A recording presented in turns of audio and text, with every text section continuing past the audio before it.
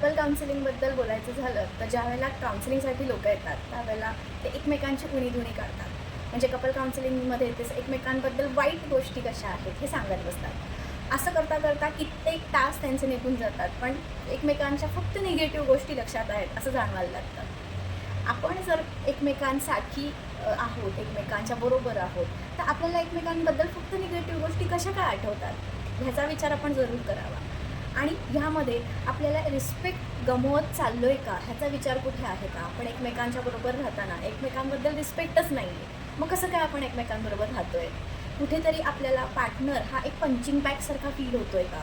म्हणजे माझं काहीही बाहेर झालं तरी मी घरात येऊन त्याच्यावर राग काढणार, त्याला ब्लेम करणार, त्याच्यावर त्या रोष ओढवणार आणि ह्या सगळ्यामध्ये मला बरं वाटणार.